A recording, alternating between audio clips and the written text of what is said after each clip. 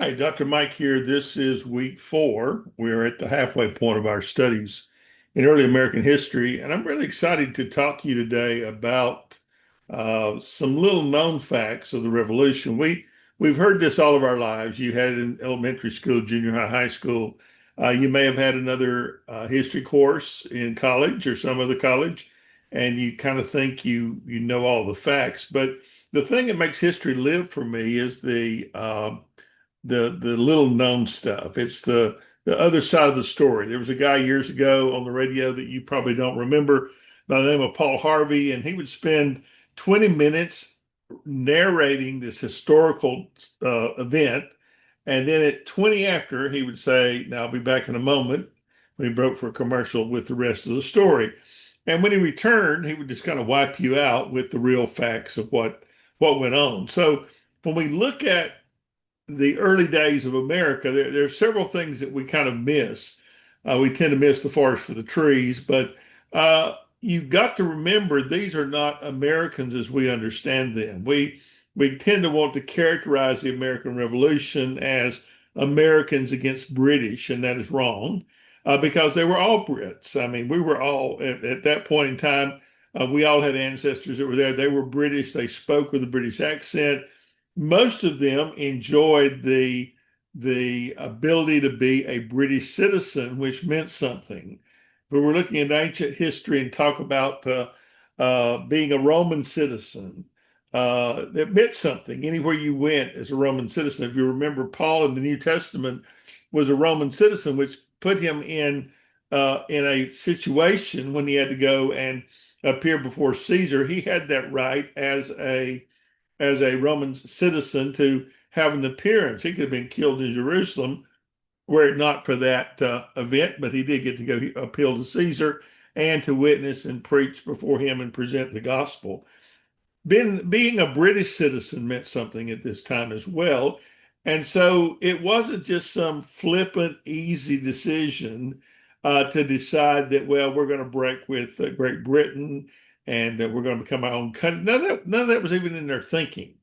Even when the war ended, they had no idea what they were going to do. In fact, when the war ended in 1781, it's going to be 1787 before they will actually meet together to form a constitution, and 1789 before that constitution is ratified. So we're looking at almost a decade between the end of the revolution and the start of the United States of America. And so, in that ensuing years, how they existed basically was quite interesting, as because each state, each colony became its own small country. South Carolina, where I'm from, where I grew up, would have been a separate country. It would have had its own, and they set up their own governments. They experimented with the kind of governments that they would have, so that when they did come in 1787 to the Continental Convention in Philadelphia, they had several different models with which they could practice or as potential for in fact, they had two. They had a Virginia model and a New Jersey model that was considered. And Virginia model was with a central executive and two houses of parliament. And New Jersey was with two presidents and one house of parliament. So you know which one we got from that. So, but there's a lot of unusual stories and things about this revolution that it really was a civil war. Now think about that. It was people far breaking and not breaking with England, and it was about 50-50. Most of us tend to think that every American was pro war and everybody else was pro Britain, but it was about 50-50. In fact, after the war, thousands of people uprooted and left the colonies to go to Canada, to go to the Bahamas, to go back to England, that were not going to live under anything other than a British Empire. So basically, look at this in terms of a civil war. We are well aware of a lot of things that went on. There were some that you may not be aware of. In 1772, it was called the Gaspee Affair, and it was kind of a dress rehearsal for what was going to happen with the Boston Tea Party, which you remember that. But colonists boarded and burned the British customs ship called the Gaspee after it had aggressively tried to enforce trade laws. That alarmed the British greatly, and the attackers were never punished, thanks to the solidarity of the colonists.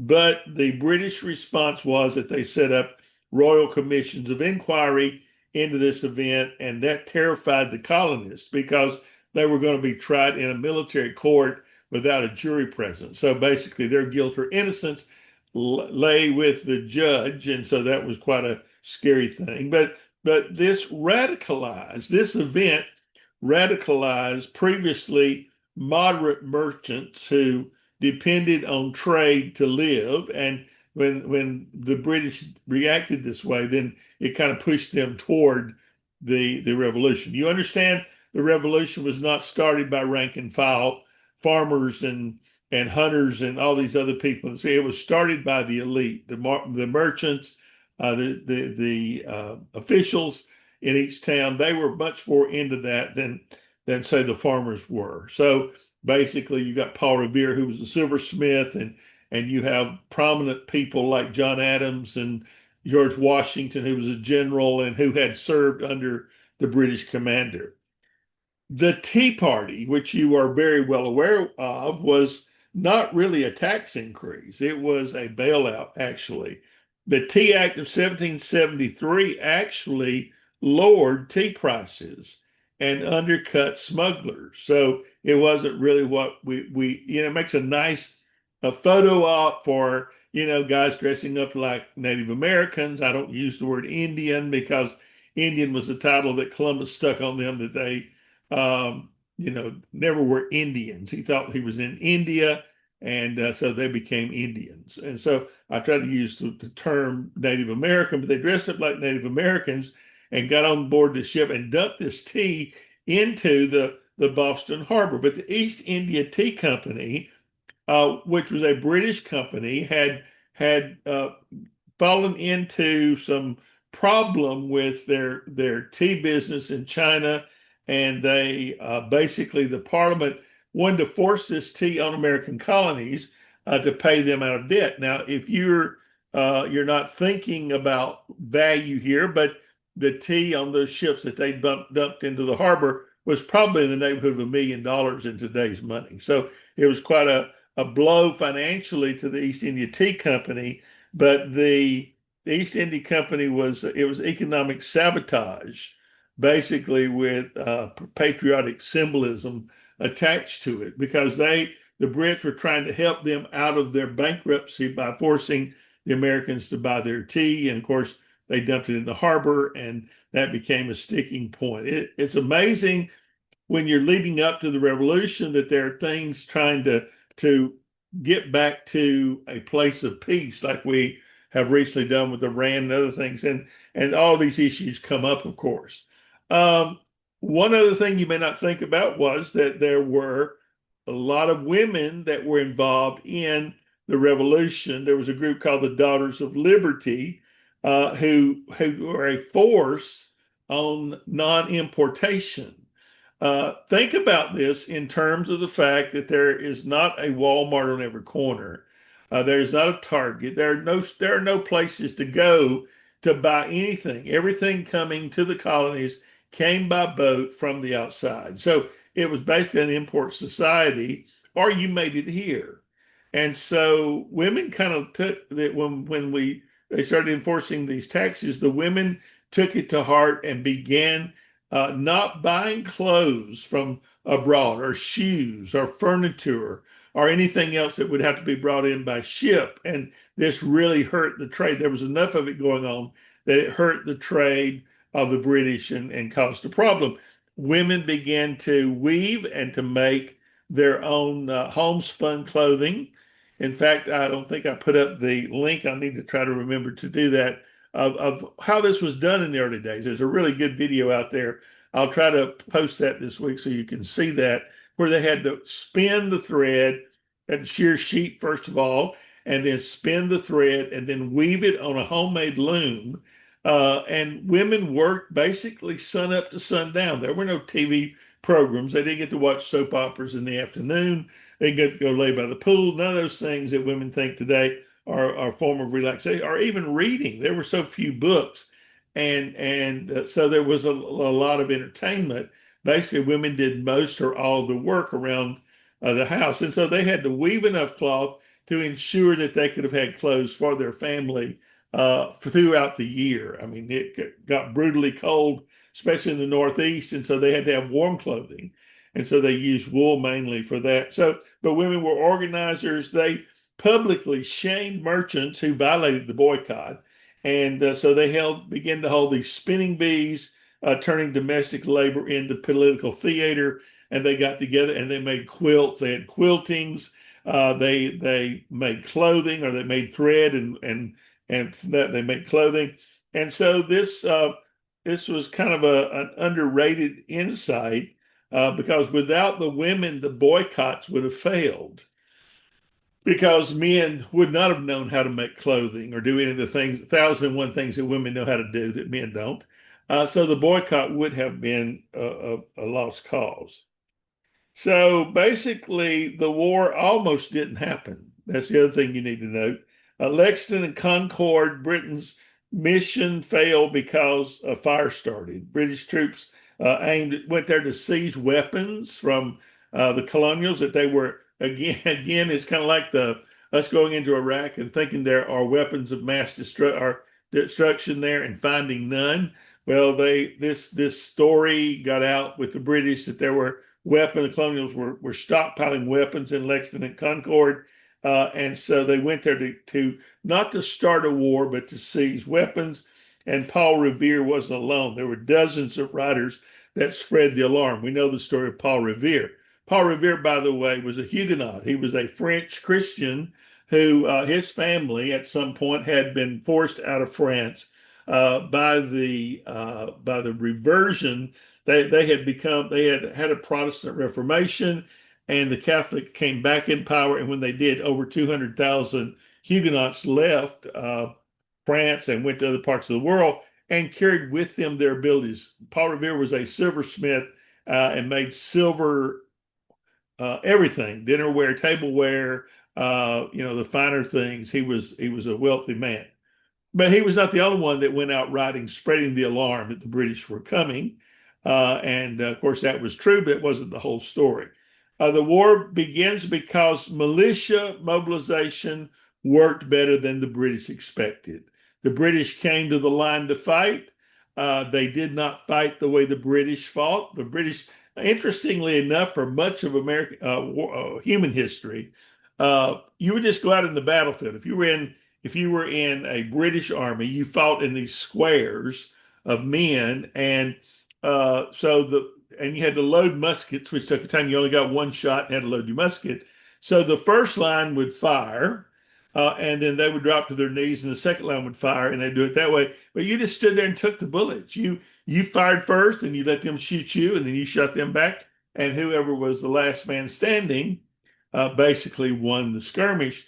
With the colonists, they had learned to fight the way Native Americans fought. They fought from behind trees and bushes, and they would attack and drop back and attack again. So they didn't lose nearly as many men as the British did in warfare. And the British called them cowards because they wouldn't come out like a man and stand and take their punishment. But it makes great sense that they took this new way to fight. Bunker Hill, the story you've heard quite a bit about Bunker Hill, was actually a British victory, and it shocked everybody. The British technology won, but lost over 1,000 men at Bunker Hill. The battle, another misconceived idea was that it was Bunker Hill. It was Breed's Hill, actually, where this battle took place, and it picked up the wrong name in history. History will do that sometimes. Proved that the colonial militia could stand up to professional soldiers. So that was a good point. And you got to remember, these are not trained soldiers. And so they had to learn warfare and that kind of thing. I don't know if you've ever seen the movie Patriot. It's a Mel Gibson movie. I really encourage you to watch that. Number one, it's made in my home state of South Carolina. We're going to talk about that in a moment, but it is very well done, and it shows you so much about how the war went, and it's a very historically accurate movie to watch. So if you get a chance to pull that up and watch it, would be great. The Breeds Hill, Bunker Hill changed British tactics toward harsher occupation strategies because they were trying to occupy and block Boston, which was the major port. And so, as I said, it became a major battle. 1775, the Olive Branch petition, rejection of that. They offered an olive branch to stop the war, and it made independence inevitable. Congress still pledged loyalty to the king even after fighting had begun. They still were seeking to stay in the British Empire. The war did not start to take us out of England. The war started to get us better representation in Parliament. George III refused to read the Olive Branch petition, and he declared the colonies in rebellion. Last year, I did a book review, and I'll try to give you a link to that as well, on a book about George III. Most of us hear all the things that are said about him, and but there was a problem there that most people don't know. And Queen Elizabeth, before she passed, opened up a archive of George III's papers, over 100,000 papers that had never been seen before, and a new book was written. The thing about George III was that he had some kind of a disorder that incapacitated him for months at a time. He spent months in bed. It was a psychological disorder. And while he was in bed, most of the most wicked things that the British imposed on the colonies were done by his lords who were running the country while he was down. Most people agree that he was a very brilliant man. He was a great accountant, mathematician, and so we don't know how much we attribute to him, because we don't know how active, how much it was his doing and how much it was somebody else's. But he refused to read this Olive Branch petition, and even at that stage, the founding fathers or the men leading the revolution were willing to come back into England with some acceptances. So mainly for moderates, this moment ended the hope of any reconciliation. Independence then wasn't a starting point, but it was a reluctant conclusion. And I think that's important for you to understand. 1776, 1778, a lot of desperation, a lot of division, a lot of working to survive.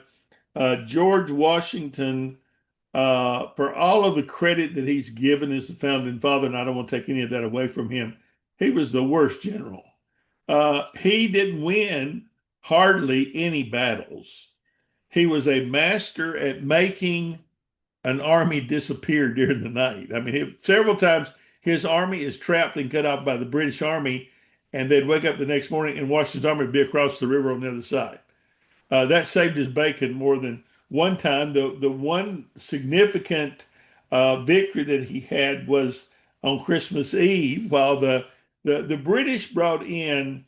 Uh, there's a lot of back history that I don't have time to talk about, but when Britain went into this war, it was in financial straits because they had just come out of a 30-year war in Europe over religion, and they were afraid they couldn't take too many of their troops away from England because they were afraid of being attacked from the continent. And so that's why they couldn't put enough men here to win the war. One of the things that Native Americans were so amazed about. Now, Cherokee Indians come from my neck of the woods. In fact, when I was born, I could look across the creek and see where the lower nation of the Cherokee lived. And my grandfather owned that land at one time. But the British took the Cherokee on several occasions to England to meet King George. And so when the war starts, most Native Americans side with the British because it was inconceivable that the British could lose against a bunch of ragtag colonials. In fact, Native Americans were absolutely appalled at the fact that they did lose and they were on the wrong side. And so they lost land over it and got shuffled around by the colonists as well. But he they hired mercenaries. They brought in Hessians, these Germans who were known for their brutality and their wickedness, and they would rape people and kill people and all this stuff. And so they brought in a lot of mercenaries because they needed their regular troops at home. And so with that army, there are also Hessian armies. And so George Washington waited until Christmas Eve when he knew these German troops would be drunk, and he attacked the town, and that was probably his greatest victory in New Jersey at that time. So basically, they are defeated in New York, and their enlistments are expiring, and their men are about to go home, and they have no idea what they're going to do. And so he had to do something, and so he crossed the Delaware River. And many of you have seen that very famous portrait of Washington crossing the Delaware, which is absolutely not authentic because any idiot would know you can't stand up in a boat crossing a river. And he's standing up in the boat. So the guy who painted that took some liberties, but they crossed the Delaware River, and it was as much a move to raise the morale of his army as it was to win. And so in Trenton, the if Trenton was going to fail, Trenton, New Jersey was going to fail, it would be the end of the Continental Army. And so uh, that was a morale booster that kept pushing them on. The Continental Army was almost undone from the inside because desertions were massive. Sometimes 20 to 25% of their troops deserted. Pay was late and worthless, and supplies were scarce. You talk about Washington at Valley Forge in the winter with no shoes, and the men are virtually barefoot in the snow. And the officers always feared a mutiny was going to happen. And so that was a condition of the Continental Army. And so victory, wasn't just military. It was administrative survival, losing your generals. We did have generals that came from France. General Lafayette came. Several others came. And Steubenville, a German, came as well. Interesting guy. You need to read about him sometime. Valley Forge was bad. I mentioned that, but pragmatically, it transformed the army. Disease killed more soldiers in this war than exposure, and Baron von Steuben imposed standardized training on the army, which really helped. And the army emerged from Valley Forge much more disciplined, enough to fight the Europeans on their own terms. But you do correct the myth. It wasn't the coldest winter. It was just a catastrophic failure of supplies, basically. They weren't getting enough money from the Continental Congress. And of course, they didn't have any money. So they borrowed. And France became our biggest lender and helper. And they were always a day late and a dollar short, but they did finally show up. So basically, back for a moment to the global dimensions of this war. Spain was a covert enemy of Britain long before the open war, but Spain secretly funded arms to New Orleans and Havana, and Governor Bernardo de Galvez captured British forts along the Mississippi, and his actions secured America's western flank, which really helped us. You may not have never heard of that. But the fun fact is that Galveston, Texas, is named after him. So that's if you're a Texan or know people who live in Texas, that's a fun fact to know. So basically, Native Americans again were kind of forced into impossible choices. Most tribes backed Britain, viewing it as the lesser threat to land because they had, as long as Europe was here and the colonials were here, they had a middle ground and they could play one against the other, and it was to their benefit. The war devastated the middle ground, and it destroyed this elite alliance.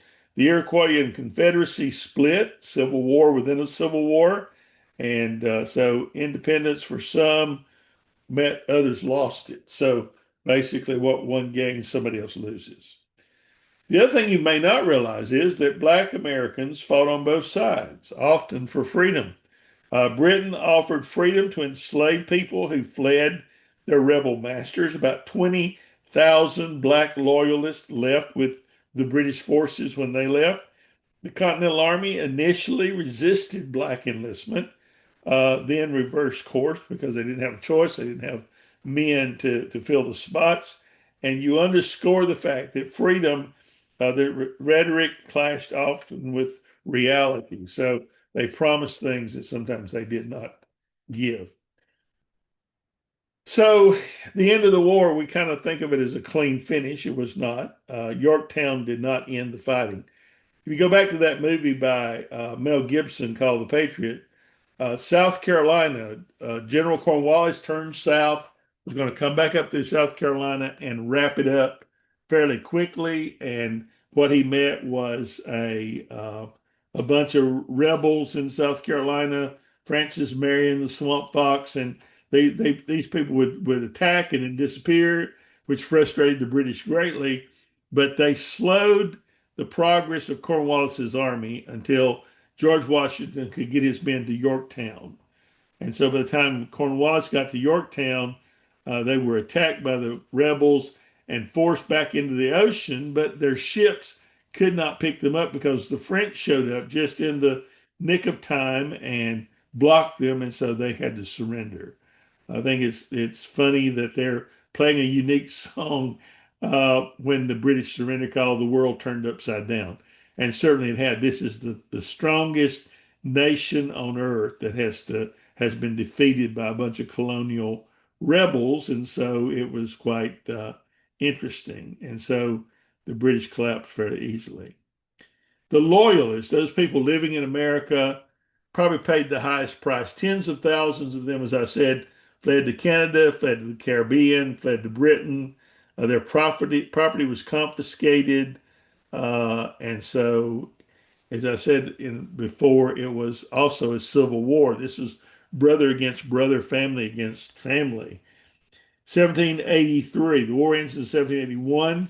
1783, there is a peace treaty, basically, the Treaty of Paris, quietly reshaped the continent. Borders were extended to the Mississippi, far more land than America controlled, and indigenous nations were excluded entirely from that and set the stage for immediate Western conflict with them. So basically, as you look at the Revolutionary War, you look at it as more than just a struggle of independence or for who would, have power afterwards.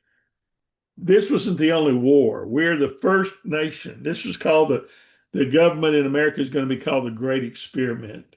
First time that normal, ordinary people gained their freedom, and it set off this domino effect. 1799, the French Revolution, and then all the way through the 1800s up to about 1850, you have country after country. Simon Bolivar in Bolivia threw off their Spanish overlords, and the Spanish leave Mexico and the Central America around 1730, 40. So there's a huge upturn in the world. And so this war becomes very, very instrumental in the freedom of not just the Americas, but for other people in the world. And so I hope that some of these points will resonate with you as you do your studies and will be helpful to you. Okay, we will see you next week. Thank you.